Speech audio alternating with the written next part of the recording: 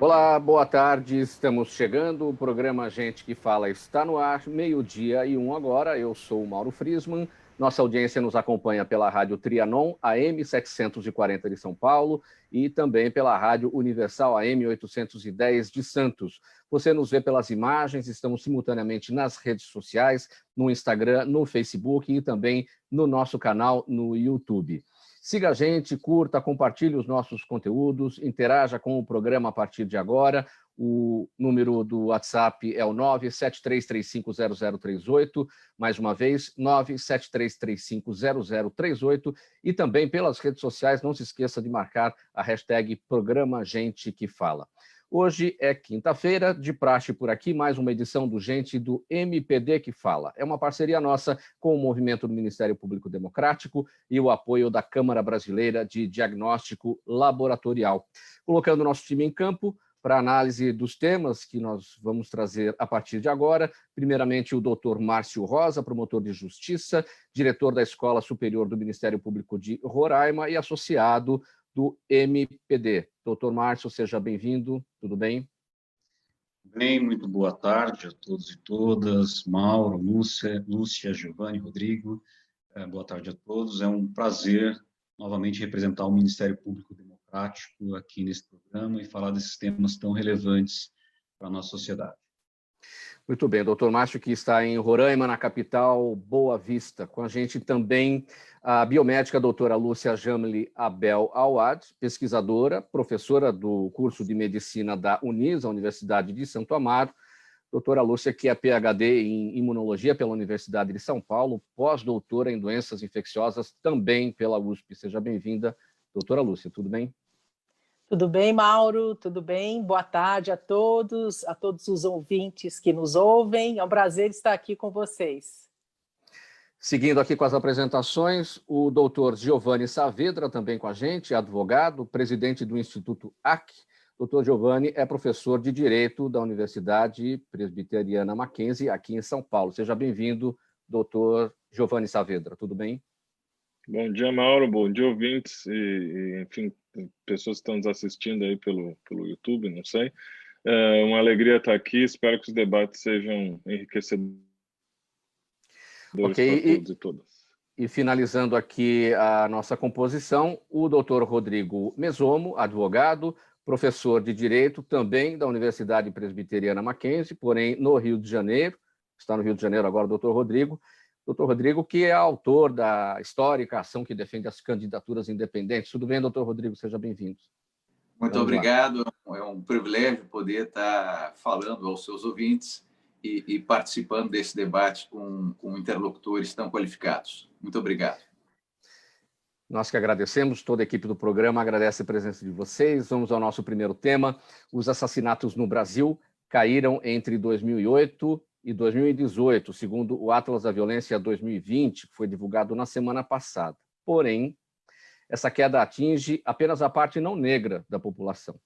Para quem a queda foi de 12,9%, enquanto a taxa de homicídios de negros saltou 11,5% no mesmo período. Segundo os autores do estudo, a redução geral é explicada por uma série de políticas dos governos estaduais e por uma espécie de armistício, velado ou não, entre as facções criminosas. Por outro lado, eles acreditam que o aumento da morte de negros se dá principalmente pela condição econômica e social que os expõe muito mais ao risco. Eu começo com o promotor Márcio Rosa, doutor Márcio Rosa. Esses dados revelam o que sobre o racismo?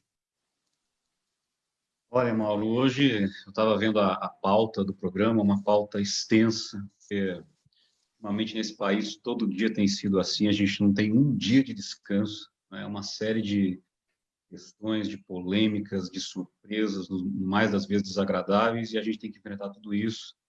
E esse primeiro tema, especialmente, na minha avaliação, não sou especialista no assunto, mas a mim ficam evidentes duas coisas aqui.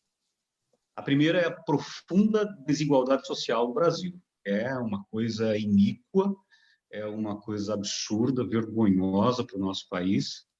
E a segunda é o racismo estrutural. Eu acho que essa estatística revela que as duas coisas estão entrelaçadas, na verdade. Por quê? Porque a grande maioria dos negros são também muito pobres. Que há uma explicação histórica para isso. Até 100 e poucos anos atrás, havia escravidão legalizada no Brasil. Mesmo depois da abolição, nós não vemos políticas de reparação histórica disso, para que os negros, outrora, 100 e poucos anos atrás escravizados, pudessem mover-se nessa estrutura social. Então, os negros, sendo os mais pobres, também ficam mais expostos à violência, e aí você adiciona isso, o racismo estrutural, que é uma coisa muito arraigada no Brasil. A gente sabe que todo mundo que é perguntado se é racista nega, diz que não, mas todo mundo diz que o outro é. Então, isso já revela que nós temos um racismo arraigado e estrutural no Brasil, e isso é uma vergonha. E, mais ainda, a gente vê na estatística que os negros são as maiores vítimas também da violência policial, ou seja, da violência estatal. Demonstra também, revela uma chaga na sociedade brasileira e no Estado brasileiro. Agora, fazer para mudar isso? Aí é uma coisa que a gente tem que pensar junto com pessoas que pensam isso, que especialistas nisso, mas a gente precisa pensar numa nova abordagem policial, por exemplo, a gente precisa pensar em políticas de reparação para os negros, para que haja uma mobilidade social e eles não fiquem tão expostos assim à violência. Doutor Rodrigo, para a gente enfrentar uma determinada situação, é preciso conhecê-la, senão você não tem como elaborar as estratégias. Estamos conhecendo aqui a partir dos números que foram apresentados pelo Atlas da Violência. Juntando o que vem acontecendo nos Estados Unidos, nas manifestações contra o racismo por lá, isso ajuda a gente a encontrar um caminho para reverter esse cenário aqui no Brasil? Bom, vamos lá. Eu, com todo respeito, tenho uma grande divergência em relação ao Dr. Márcio, porque o conceito de racismo estrutural me parece aquele tipo de expressão, digamos assim, com muita potência retórica, mas com pouca base sólida. Né? Eu não vejo a sociedade brasileira estruturalmente racista. Né? É óbvio que existe racismo na nossa sociedade, mas são indivíduos, elementos pontuais, ou seja, existem pessoas racistas. A sociedade racista me parece um equívoco, dizer que o Brasil tem um racismo estrutural. Eu não consigo perceber na nossa legislação, nas nossas instituições acadêmicas, nas nossas instituições parlamentares, no nosso, enfim, no nosso conjunto de instituições, este racismo estrutural. Nós não temos leis de segregação, nós não temos, enfim, questões aqui que sejam marcadamente raciais, independente de, claro, termos que reconhecer que existem pessoas racistas, como em qualquer sociedade, e não apenas em relação à cor da pele, ou seja, os preconceitos são generalizados sobre todos os aspectos. Existem preconceitos em todas as direções e em todos os sentidos, mas isso não significa que a sociedade brasileira seja estruturalmente uma sociedade racista. Segundo ponto, eu também divirjo bastante de qualquer questão que envolva as tais políticas afirmativas. Né? Não acredito que exista como avançarmos num discurso de resgate histórico, dívida histórica. Né? Juridicamente, eu sou responsável por aquilo que eu faço. Eu não posso ser responsável por aquilo que foi feito 150 anos atrás. É muito atraente o discurso da dívida histórica, mas ela não se sustenta. A pobreza no Brasil ela é generalizada. Nós temos uma população predominantemente mestiça, todos nós somos mestiços. É difícil você perguntar a um brasileiro, né, sobre os seus antepassados a partir da terceira geração. Tá? Qualquer um de nós. Eu sou mestiço. Tá? Eu não sei, por exemplo, dados dos meus antepassados na quarta, na quinta geração. Tá? Portanto, a nossa estrutura sociológica, histórica, é diferente da sociedade norte-americana. Então, me parece que também o discurso do resgate histórico não se sustenta. Até porque, finalizando a minha intervenção, essa questão ela precisa ser melhor sopesada. Nós estamos importando muitos discursos da sociedade americana e querendo replicá-los aqui sem uma devida compreensão da nossa sociologia. Ok. Doutor Giovanni, sua avaliação sobre esses dados: os assassinatos de negros crescem 11,5%, os de não negros caem 12,9%, segundo os dados do Atlas da Violência. E também o seguinte: somos estruturalmente racistas, somos racistas pontualmente ou nenhuma coisa e nem outra? Eu acho que a democracia é boa por isso, né? Que a gente tem divergência de opinião. Então, com todo o devido respeito à opinião do meu colega do Mackenzie, o Rodrigo, a respeito da fundamentação do porquê nós somos estruturalmente racistas, eu gostaria de recomendar para os ouvintes, o pessoal que está em casa, um livro do meu colega, o professor Silvio Almeida. Ele tem um trabalho bem extenso, com dados, provas, argumentos que eu não vou ter tempo aqui de discutir. Ele é professor doutor lá do nosso programa. Ele tem um livro que se chama Racismo Estrutural. Ele é um professor negro e é uma pessoa que eu admiro muito, agora é colunista da Folha também. Então, sim, eu não tenho a menor dúvida de que nós temos uma dimensão estrutural do racismo no Brasil. Dizer que nós somos estruturalmente racistas não significa dizer que a sociedade é racista. Isso é um pequeno probleminha conceitual aqui. Está se dizendo, né, está se buscando da sociologia estruturalista para dizer que os meios de formação daquilo que é certo, daquilo que é normal, eles são predominantemente orientados para a cor branca. Então, por exemplo, a minha filha está começando agora a ter bonecas negras com as quais ela brinca, mas na escola que ela frequenta aqui em São Paulo, que é uma escola de elite, ela não tem nenhuma coleguinha negra. E esses dias eu vi um comediante, o Yuri Marçal, que eu acho divertidíssimo, tentando mostrar para os brancos por que a gente tem racismo. Ele disse assim: eu sei que os brancos não se dão conta, mas se eu sair correndo no meio da rua negro, todo mundo vai abrir, eu vou ter quase pedir desculpa, mas eu só estou atrasado para pegar o ônibus. Né? Então, a gente, acho que eu mesmo, não sei se me enquadro no conceito de branco, mas, de qualquer maneira, eu não sinto esse peso do racismo na minha vida. Então, acho que a gente precisa ter um pouquinho mais de ouvido para ouvir as pessoas que sofrem com isso e não tanto dizer... sem considerar o ponto de vista das pessoas que sofrem com isso. Eu acho que existe sim uma questão da violência, existem várias pesquisas empíricas nesse sentido da criminologia.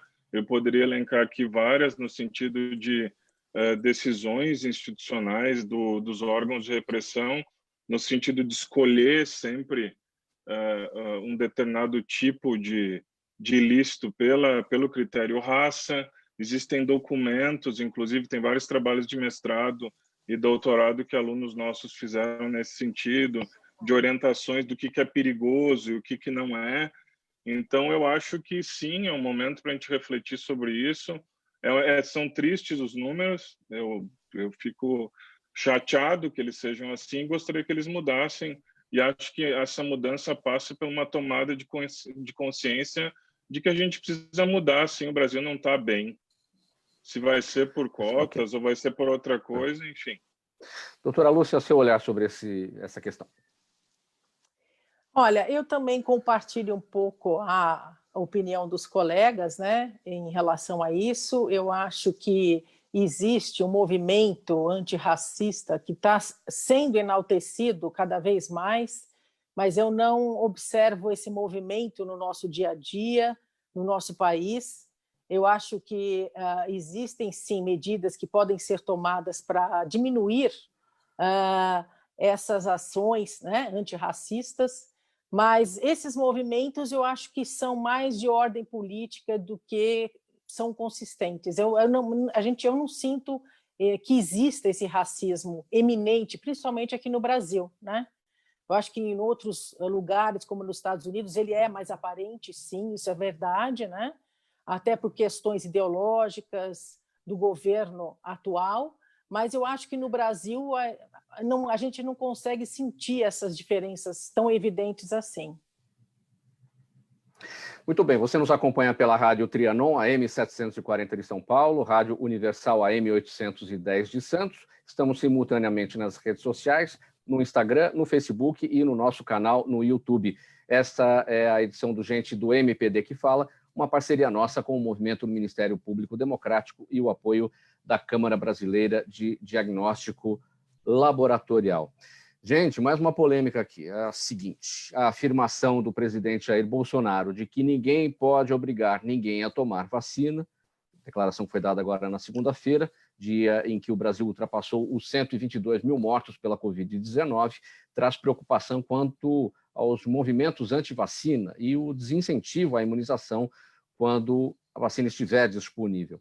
Embora o presidente não tenha falado contra a vacinação propriamente, mas contra a obrigatoriedade, as declarações dele são como um combustível para eventuais temores da população. E na falta de uma cura para a doença, a vacina contra o coronavírus é vista como a única solução para um retorno à vida normal.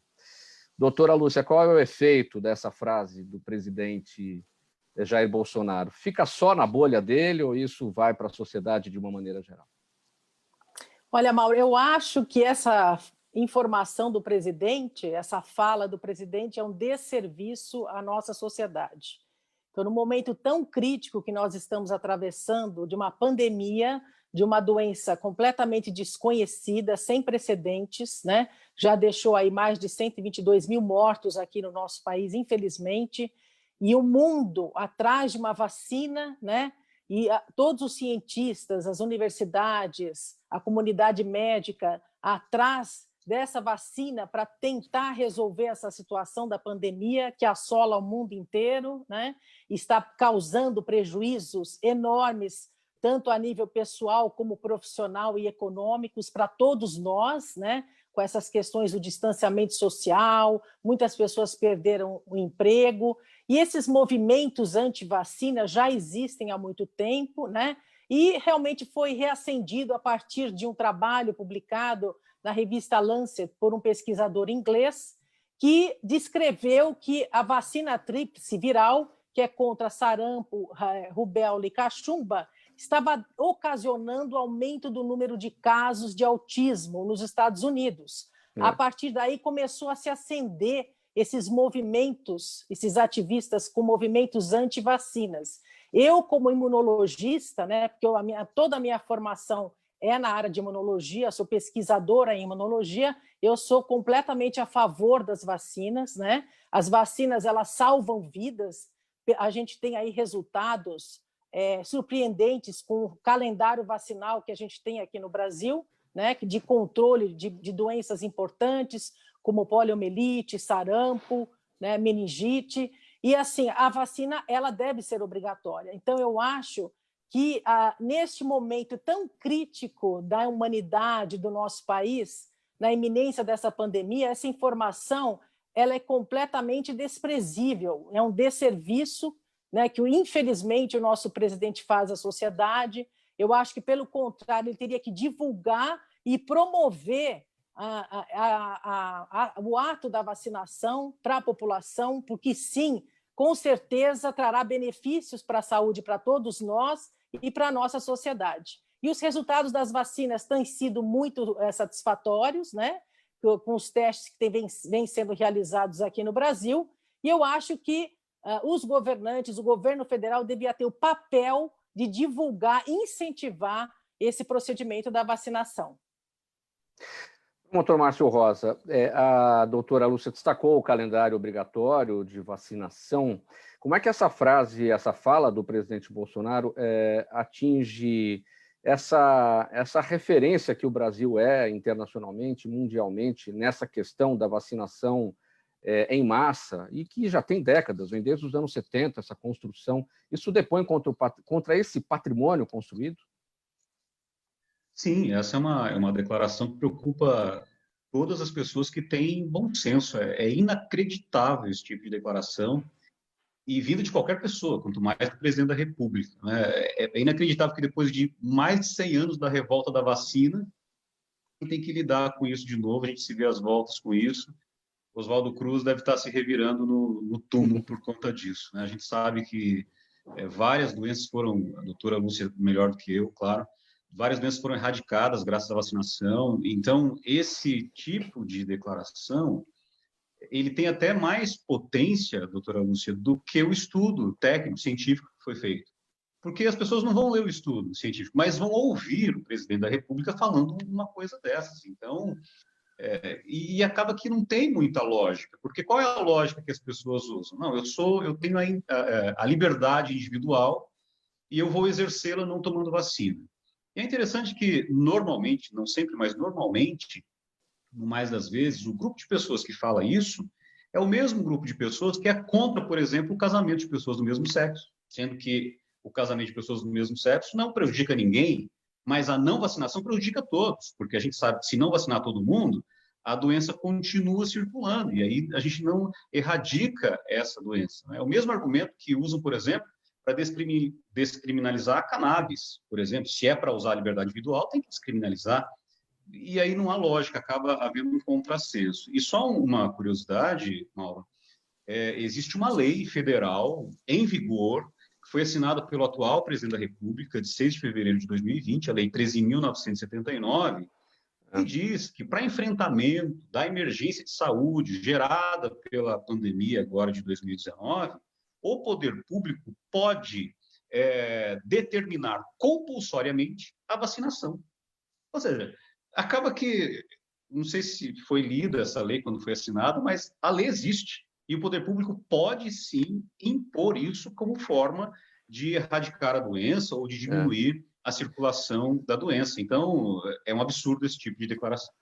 Doutor Giovanni, o doutor Márcio Rosa falou a respeito da liberdade individual. Aqueles que estão nessa linha da liberdade individual, eu tenho o direito de não tomar a vacina, eu não tenho o direito também de de matar alguém se eu tiver uma doença e transmitir para essa pessoa.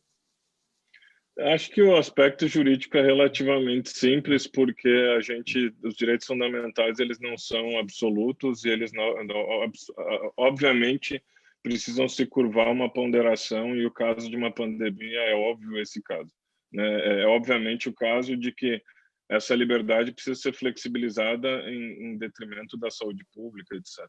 Acho que isso não tem nenhuma discussão meio de jurídico, nenhum jurista que pense ou não. Queria só agregar rapidamente que, independente da nossa opinião sobre a fala do presidente no que diz respeito à vacina, ele precisa pensar na repercussão que isso tem internacionalmente. A gente quer ter negócios, a gente quer quer abrir as fronteiras, quer voltar ao normal para que a nossa economia cresça. Esse tipo de afirmação, com certeza, não contribui para isso. Doutor Rodrigo, seu olhar. Bom, eu, novamente, aqui eu vou divergir dos meus colegas, porque eu entendo que o Estado ele não tem o direito de determinar o que será injetado no corpo de um indivíduo, né? E a fala do ministro, a fala do presidente Bolsonaro pode ser lida de outra forma. Ele está simplesmente afirmando que não há a obrigatoriedade. O Estado ele não pode impor ao indivíduo. Ele não disse que as pessoas não devem tomar a vacina. Portanto, eu acho que é importante nós fazermos essa ressalva. A vacina é algo bom, é algo desejável, é prudente que se tome, enfim, ela só traz benefícios. Me parece uma coisa maravilhosa termos a vacina. Agora, outro assunto, outro tema é você afirmar que o Estado ele tem o direito de lhe compelir a injetar no seu organismo, na sua corrente sanguínea, uma determinada substância. Me parece que é dar poder excessivo ao Estado. E o presidente Bolsonaro, vamos deixar isso muito claro, ele não falou contra a vacina, ele falou sobre obrigatoriedade de vacina. São temas diferentes. Sim, ele não falou contra, sim, é verdade, falou sobre a questão da obrigatoriedade. Mesmo no contexto, doutor Rodrigo, em que ele disse esta frase, quando ele foi abordado por uma apoiadora lá no Palácio da Alvorada, e essa apoiadora disse: "Ô Bolsonaro, não deixa esse negócio de vacina não, viu? Isso é perigoso", mesmo neste contexto. Bom, eu não sei exatamente, digamos assim, os detalhes dessa fala. Eu estou vendo aqui a frase pensada, e eu sempre desconfio quando se pinça uma frase de um contexto maior. A frase que está em discussão é simplesmente sobre a obrigatoriedade. E quando ele diz que realmente não há obrigatoriedade, eu não vejo no texto constitucional brasileiro o poder que o Estado tenha para injetar algo em suas veias. Eu não consigo visualizar na Constituição brasileira essa autorização. Eu tomaria a vacina quando ela existir, mas não posso querer obrigar os outros. Poderia dar uma parte, Mauro? Sim, doutora Lúcia. Eu, assim, até aproveitando a fala do Rodrigo, né?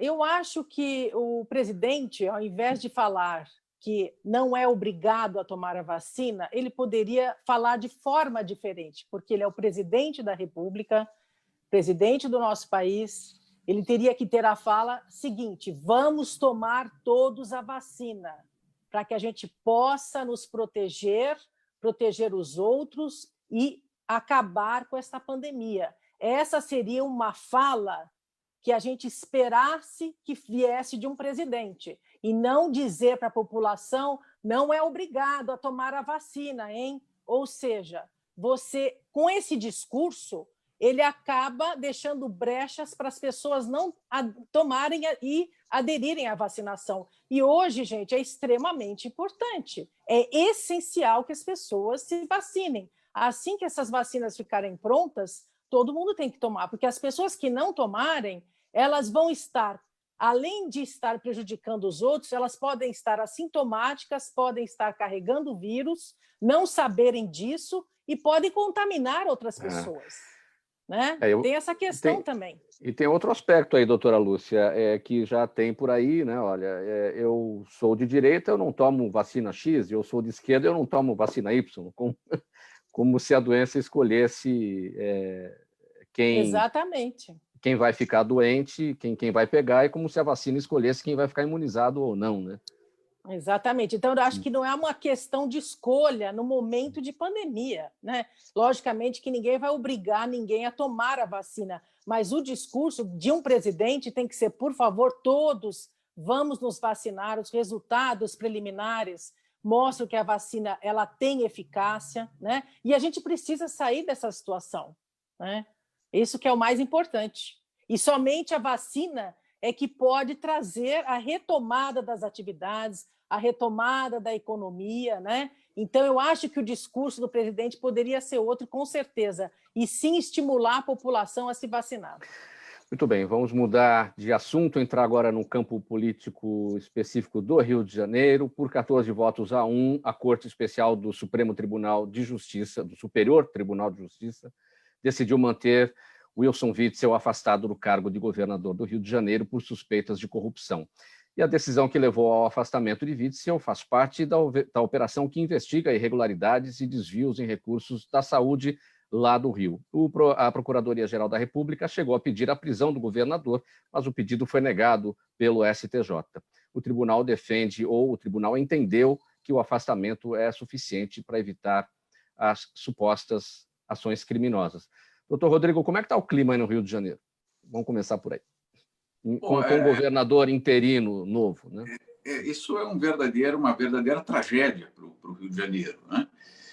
O Rio de Janeiro vive uma situação dramática em meio a uma pandemia, em meio a todas as dificuldades que já são notórias, em meio também às dificuldades que o próprio Estado enfrenta pelo seu passado, enfim, por outras gestões sofríveis. Agora nós temos o afastamento desse governador. Portanto, a tragédia toma proporções épicas, né?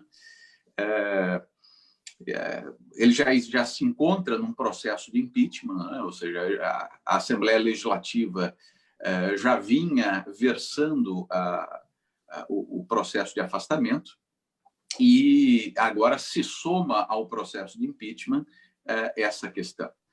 De modo que é lastimável, porque a população do Rio de Janeiro havia identificado agora já vou chamar de ex-governador, né, porque o seu afastamento se consuma, né, a população havia identificado no ex-governador alguém que poderia fazer uma inflexão de rumo na política do Rio de Janeiro.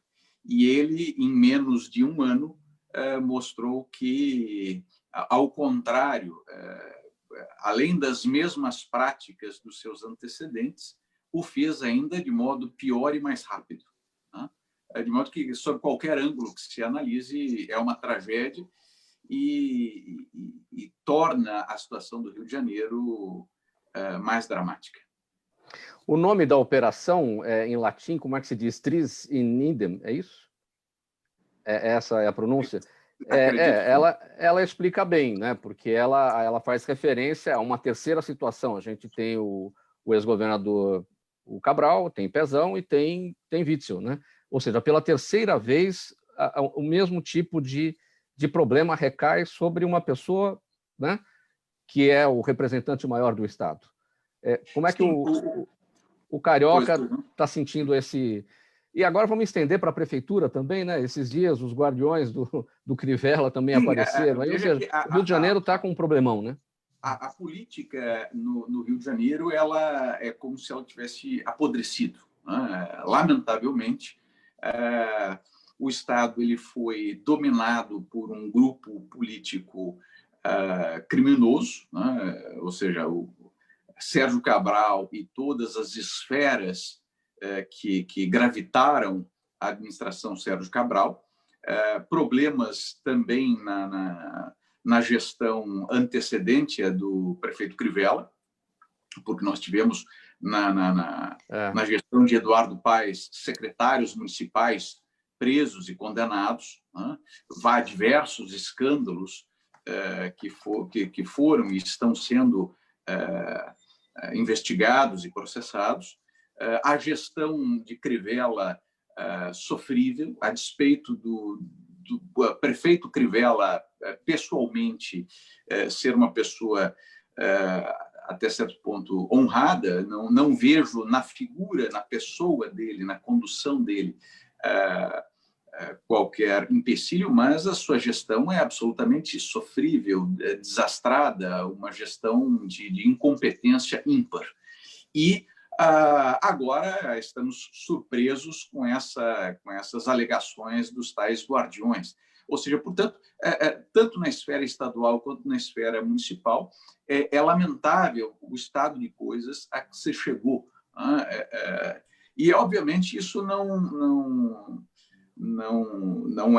encontra explicação recente. Isso é fruto de todo um processo de assoreamento da política no Rio de Janeiro e que nós não temos aqui tempo hábil de explicitar como chegamos a esse estado de coisas.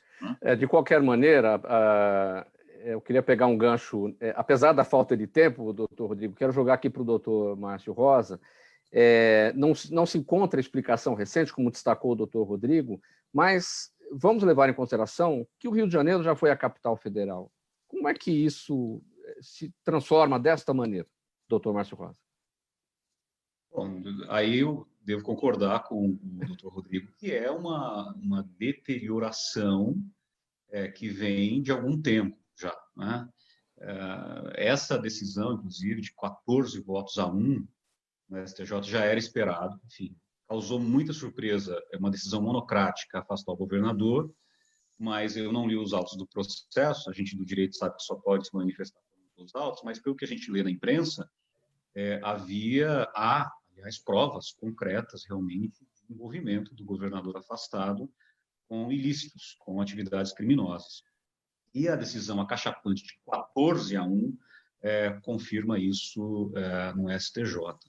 Mas eu acho que, para além da questão jurídica posta, Mauro, é necessário a gente fazer uma observação importante e observar que essa geração de políticos que surgiu em 2018, muitos deles como paladinos da moralidade, como pessoas que se apresentavam como quem ia exterminar a corrupção de uma vez, que ia acabar com tudo isso que estava aí, né, e fazer essa inflexão para a moralidade, essa geração parece que começa a fazer água, né? Eu acho que a nossa democracia precisa amadurecer, as pessoas precisam parar de acreditar em voluntariosos que se mostram como paladinos, que se mostram como salvadores da pátria e que se mostram como a única esperança de mudança, porque isso não existe, não vai, a política não vai ser alterada, não vai mudar, nós não vamos ter uma alteração significativa com uma pessoa que se mostra, que se coloca, que se posta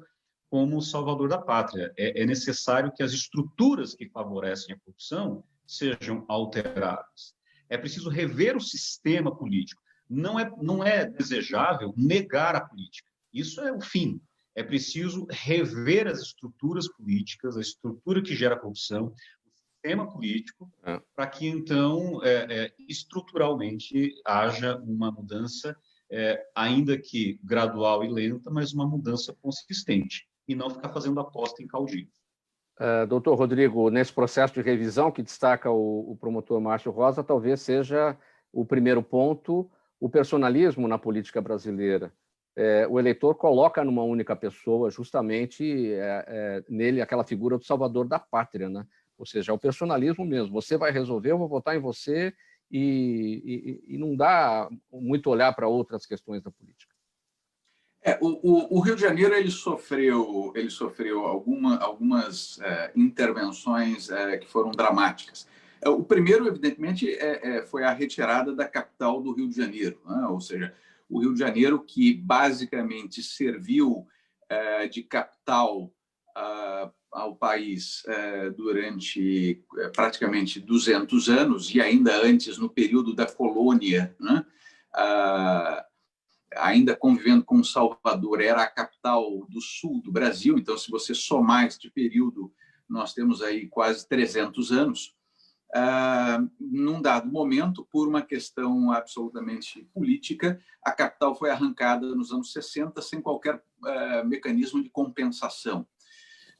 Para que a gente tenha uma noção, na Alemanha, quando a capital foi transferida de Bonn para Berlim, você teve um pacote de mais de 30 bilhões de euros de compensação a Bonn.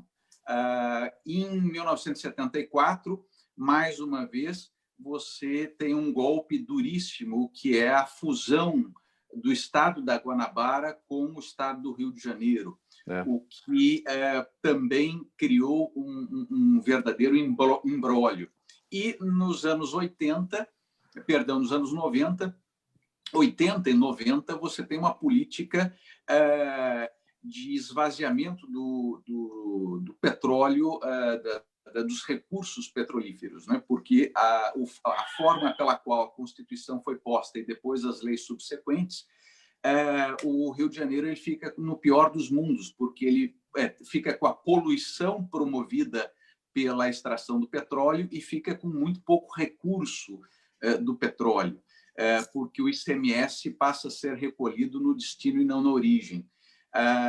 De modo que são vários movimentos, que eu não tenho tempo aqui de historiar, e que foram intensamente importantes no assoreamento, na degradação da cultura política do Rio de Janeiro.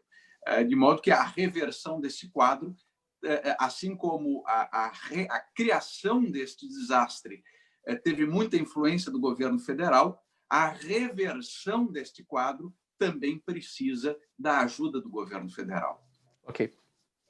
Seguindo com mais um tema, nesta edição do programa Gente que Fala, hoje, Gente do MPD que Fala, uma parceria nossa com o movimento do Ministério Público Democrático e o apoio da Câmara Brasileira de Diagnóstico Laboratorial.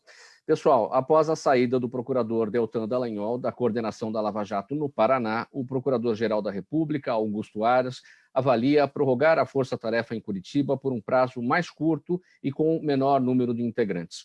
Uma das soluções avaliadas pelo chefe do Ministério Público Federal envolve a designação apenas de procuradores da República, excluindo os procuradores regionais da República, uma opção que elimina a necessidade do aval do Conselho Superior do Ministério Público Federal, órgão máximo deliberativo para a designação de integrantes do grupo. Quero falar primeiro com o doutor Giovanni. A sua expectativa em relação à sequência dos trabalhos da Lava Jato, sem Deltan Dallagnol, e com essa possibilidade de procuradores da República sem os procuradores mesmo, sem os procuradores regionais. Então, gostaria de ouvir o colega promotor aqui do grupo, mas de qualquer maneira... Não, posso falar, eu só estaria curioso para ouvir a opinião dele, se eu quiser. Mas eu acho que a questão da Lava Jato aqui, infelizmente, ela foi, a sensação que eu tenho olhando de fora, né, é que ela foi enredada num conflito político que não era originário dela, né? A ideia era combater a corrupção. Agora ela está sendo vítima de um conflito político que está prejudicando um pouco o andamento. Eu, sinceramente, espero que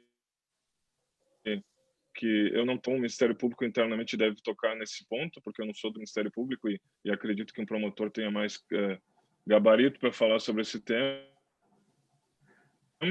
Mas, do ponto de vista da ideia de Lava Jato, como a ideia combate à corrupção conta com meu apoio, eu acho só que o combate à corrupção ele foi envolvido nesse nosso problema político atual e está sofrendo com essa bipolaridade da política. Eu espero só que a gente ache um caminho de continuar com o combate da corrupção sem que ele seja dominado por esse debate político. Promotor Márcio Rosa. Eu vou acompanhar um pouco já do que o Giovanni disse, da questão política, porque a Lava Jato conseguiu o feito que foi desagradar todos os espectros políticos. Todos os campos políticos não gostam da Lava Jato. E eu não sei, eu arrisco dizer que aqueles que apoiam a Lava Jato fazem quase que para manter um contato e por algum interesse de não ser atingido por ela. Agora, tudo isso faz internamente a gente refletir, né? Eu, como membro do Ministério Público, tenho refletido bastante sobre essa questão da Lava Jato, que é uma força-tarefa. Nenhuma força-tarefa é perpétua. Toda força-tarefa tem um começo, ela desenvolve o seu papel e depois ela termina. Então, todo mundo sabia, dentro do MP pelo menos, que a Lava Jato teria um fim, né? E aí houve, como o professor Giovanni disse, uma confusão em relação de conceito. Muita gente entende que a Lava Jato é uma instituição para combater a corrupção. Não é.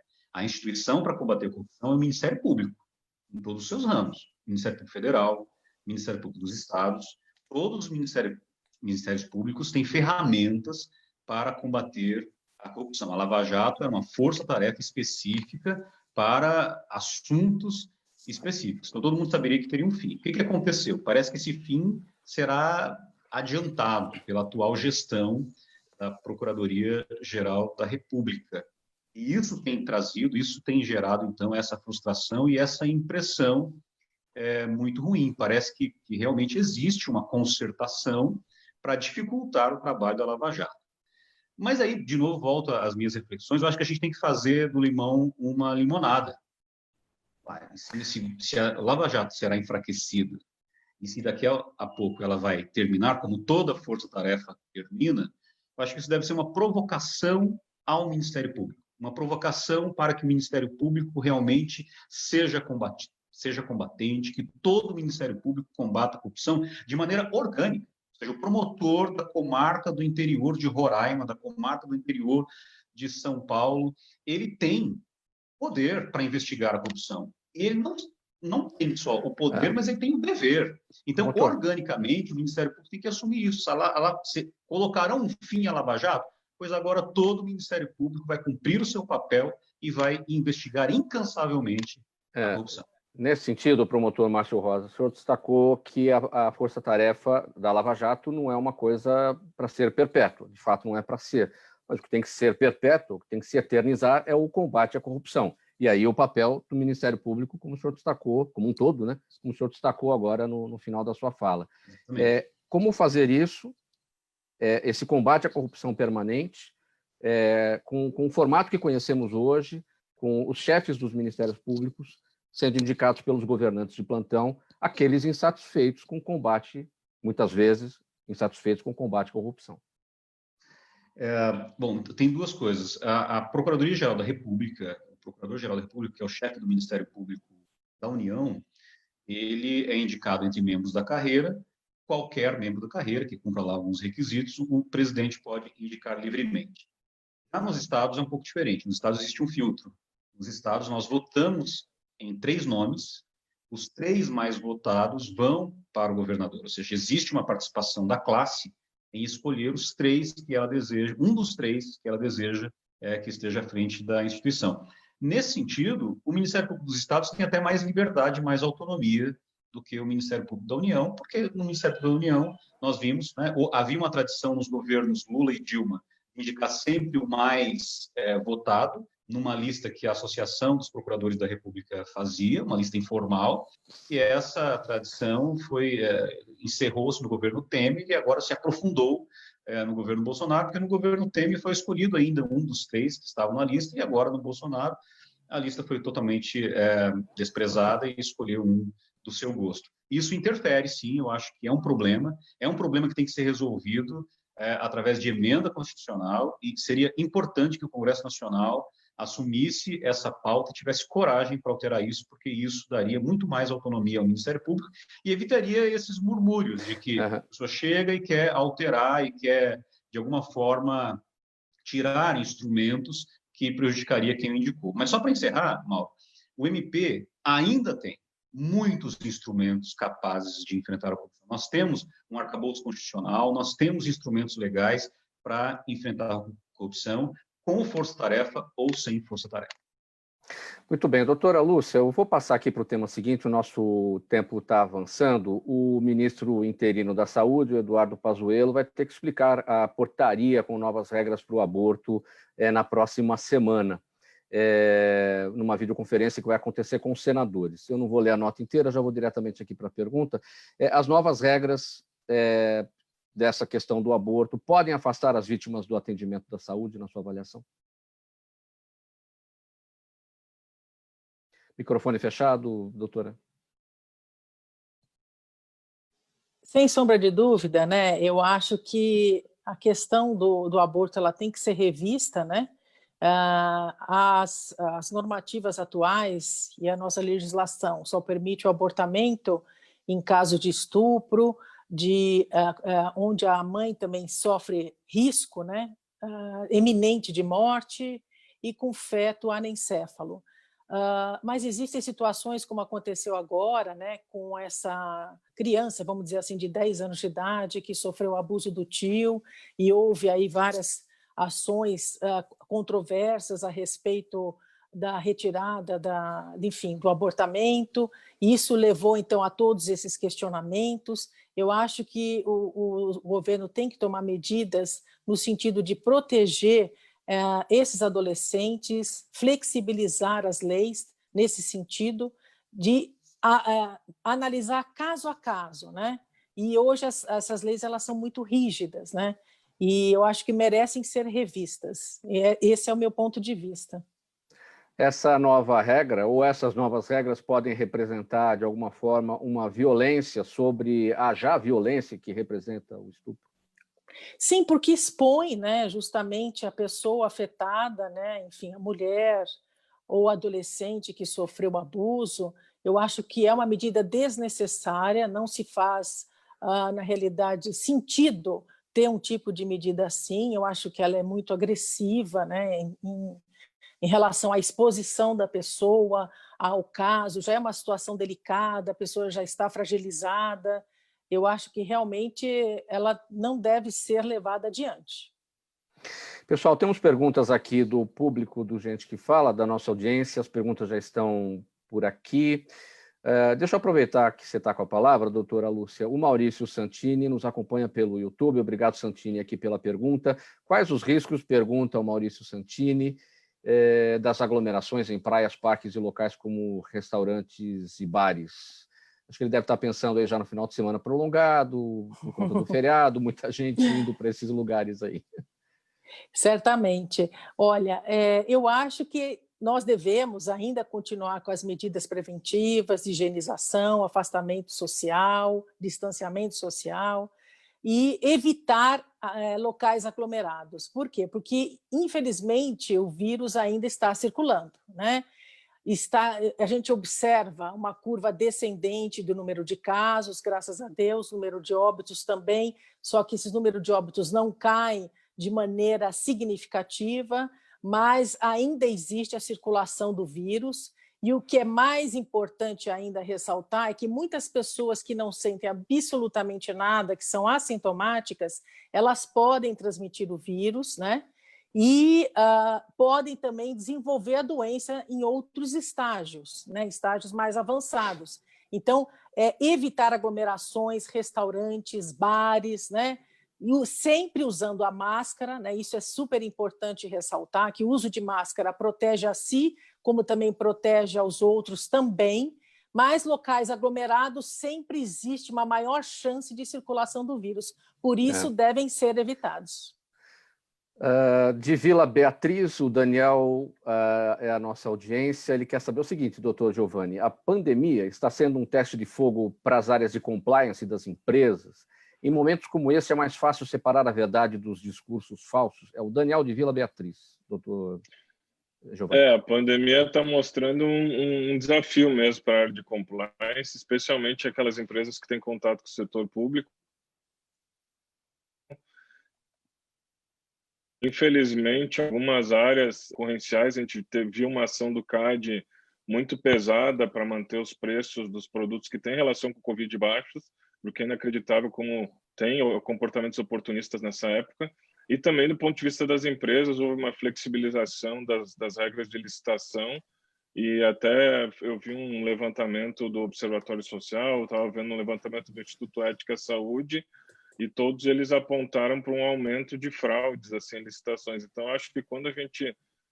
podemos ouvir de novo o MP, aí se ele também tem a mesma percepção, mas eu tenho a impressão que pós-pandemia a gente vai ter muitas ações, muitos processos criminais por crimes contra o poder público. As perguntas da nossa audiência nos trazendo de volta aos temas que nós já tratamos aqui. Olha só, doutor Márcio, a Fernanda Franklin com a gente no Instagram. Obrigado aqui pela pergunta, Fernanda. Ela diz o seguinte: a sua opinião, promotor Márcio, sobre a renúncia em massa dos procuradores da Lava Jato aqui em São Paulo e a declaração de que a procuradora natural da operação, Viviane Martinez, teria solicitado o adiamento de uma operação que atingiria o senador José Serra. Obrigado pela pergunta, Fernanda. Tem coisas que a gente não consegue responder, né, subjetivamente, né, porque eles fizeram isso e tal, mas objetivamente, olhando de fora, é exatamente uma forma de protestar contra uma aparente intervenção na operação. Eu acho que se eu fosse um dos procuradores também de uma operação que está sofrendo uma intervenção externa com o objetivo de atrapalhar os trabalhos, eu também renunciaria. Então, eu sou solidário aos colegas e acho que eles fizeram certo, uma maneira de protesto.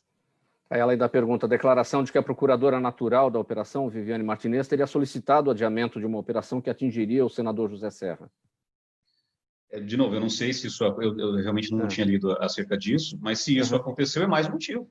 Isso, aliás, é um motivo para protestar com a saída e um motivo de essa procuradora responder por isso que ela fez, porque, de alguma forma, ela está interferindo nos trabalhos da operação. Mas eu realmente não sei muito acerca desse tema.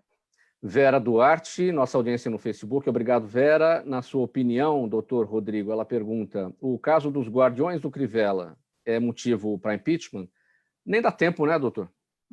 O problema é que é uma questão pragmática. Nós estamos há pouquíssimos meses do fim do mandato e o próprio trâmite de um impeachment é mais longo do que isso, né? Então, em janeiro, assume o novo prefeito. Nós já estamos, portanto, às portas de uma nova prefeitura e simplesmente não dá tempo de processar tudo. O tempo é curto. Mas que seria motivo de impeachment, certamente, é de se sopesar essa questão. E sim, e a eventual punição por conta de um impeachment, que é a inelegibilidade por 8 anos, né? Claro, claro. A questão, digamos assim, é que entre ser aberto o processo, os prazos necessários ao devido processo para a defesa, mas, enfim, as sessões de julgamento que hão de ser computadas no trâmite, com a eleição ocorrendo em novembro e a posse de um novo prefeito em 1º de janeiro, muito provavelmente não há tempo hábil para que esse impeachment chegasse ao fim. Doutor Rodrigo, o senhor está com a palavra, vamos partir para as despedidas. 10 segundos para a sua palavra final. Muitíssimo obrigado a todos vocês que nos ouviram, muito obrigado pelo convite e também agradeço aos meus colegas de bancada. Nem sempre concordamos nas opiniões, mas foi um debate de alto nível, extremamente elegante e parabenizo a todos. Doutor Giovanni, sua palavra final, 10 segundos. Queria só agradecer, cumprimentar os colegas pelo excelente debate e deixar um abraço para todos que nos ouviram e nos acompanharam hoje. Doutora Lúcia, sua palavra final. Gostaria de agradecer, Mauro, aos ouvintes pelo convite, né? Foi um debate bastante enriquecedor e uma discussão bastante interessante. Obrigada a todos. E finalizando, o promotor Márcio Rosa, por favor. Agradeço, Mauro, pelo convite, agradeço o MPD também pela indicação para estar aqui, os colegas de bancada, excelente debate, muito obrigado também aos ouvintes e até a próxima. Eu quero agradecer, em nome da equipe do programa Gente que Fala, a presença de todos vocês nesta edição do Gente do MPD que Fala, uma parceria nossa com o apoio, uma parceria nossa com o Movimento do Ministério Público Democrático e o apoio da Câmara Brasileira de Diagnóstico Laboratorial. Estiveram com a gente o Dr. Márcio Rosa, promotor de Justiça do Ministério Público lá em Roraima, também a biomédica Lúcia Jamli Abel Awad, também com a gente o Dr. Giovanni Saavedra, advogado, professor de Direito aqui na Universidade de Mackenzie, em São Paulo, e também o advogado Rodrigo Mesomo, também professor de Direito na Universidade de Mackenzie, lá no Rio de Janeiro. Antes aqui da despedida final, eu quero passar para vocês aqui o nosso convite para a live do programa Gente que Fala, hoje, logo mais a partir das 6 horas, nas redes sociais, sob o comando do jornalista Ricardo Godoy. Muita música, ele vai conversar, sabe com quem? Com o músico Derico. Derico vai falar sobre o seu projeto Music Truck, portanto, a partir das 6 horas da tarde, nas redes sociais, no Instagram, no Facebook, não deixe de curtir, sob o comando do jornalista Ricardo Godoy. Agora sim, a leitura da nossa ficha técnica, a despedida final, na mesa de som com a gente o Sérgio Souza, também o gerente técnico da Rádio Trianon, apresentação minha, Mauro Friesman, pauta e redação Pedro Schiavon, a diretora de produção é a Zenilda Salvato, o jornalista Fausto Camunha é o diretor-geral do programa, e do outro lado, Gente que Fala, você, ouvinte, espectador também, a razão da nossa presença aqui todos os dias. Obrigado pela audiência, tchau, até amanhã.